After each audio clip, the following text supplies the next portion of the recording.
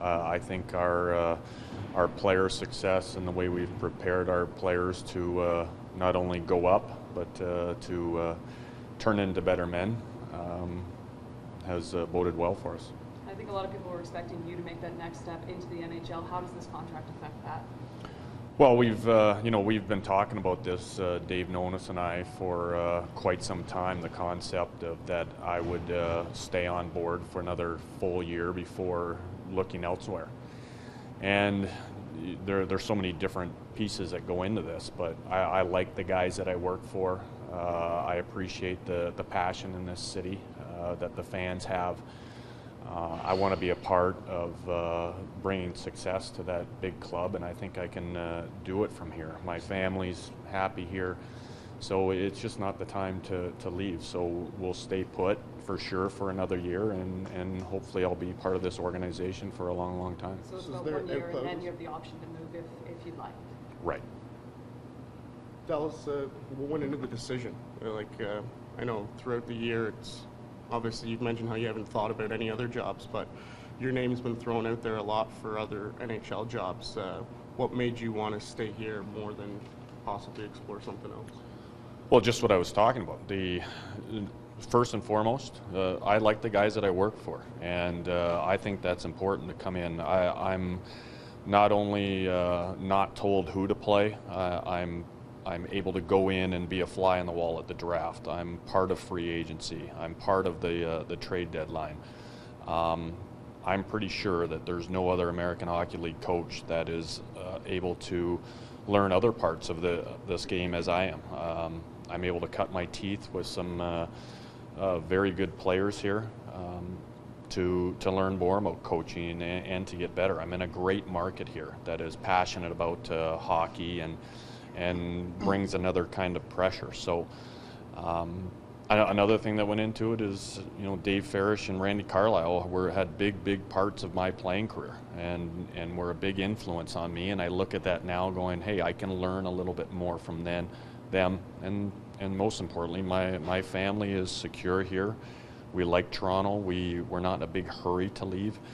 And I think it's always important, no matter what job you're in, it's not important to run up the ladder as fast as you can. Sometimes it's like a jungle gym. You're going to jump around from side to side, and I'm just not in a massive hurry to get there. I know eventually I'm going to coach an NHL team. It's just not going to be over this next year. Did you, was it talked about then when Randy was hired at that time, kind of your extension at that time, and that it was made known to you that they wanted you to stick around? To be very honest with you, it went even before then. It was something that we had sat and discussed over dinner just real casually well before that, and then it came back up again after Randy's hiring. So it's been an ongoing conversation between Dave Nonis and I, and something that we basically had a deal in principle for a while, but because of my travel schedule, the playoffs, Nonis being over in Europe, we just finally got it done. Were there any NHL teams that you know of that were looking at you? I'm not going to comment on any of those other organizations. I'm only concerned with this one. Dallas, getting this far in the playoffs, has this maybe made you a better coach or given you a different insight on coaching?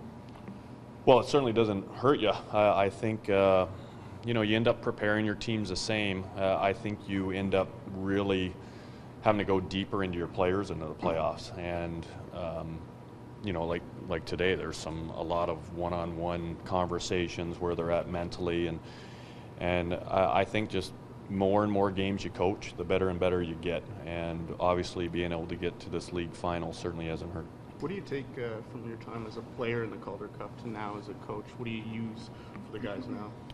Well, all those experiences, being up 3-1 in a series, trying to close out a team, being down 2-0 in a series, the battles that are going on the ice and how far you can take them, the whole mindset of expecting to win.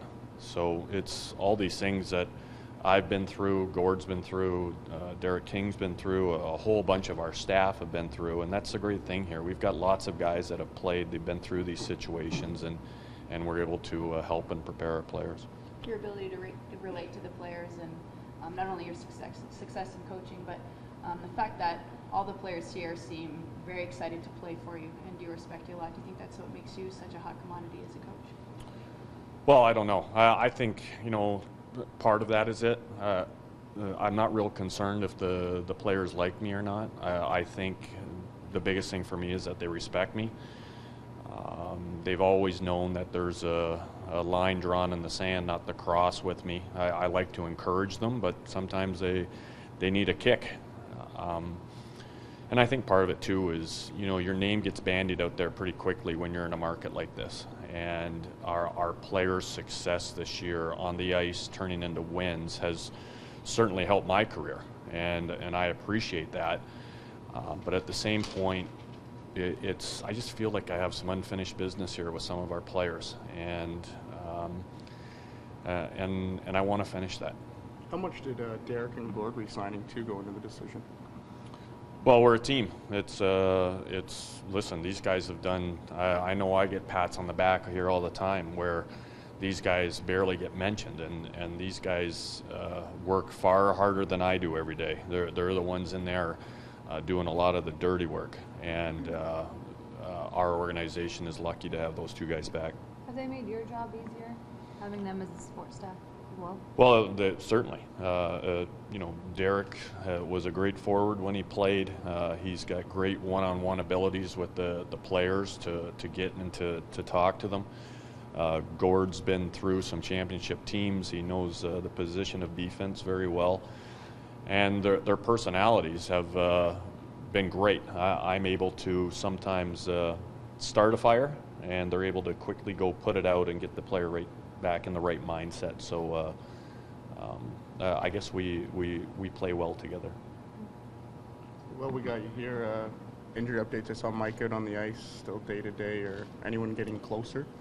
Yeah, Mike's on the ice, which is a good sign. So we'll have to see how he goes over the next couple days, and I think that's about it. Everybody else is status quo.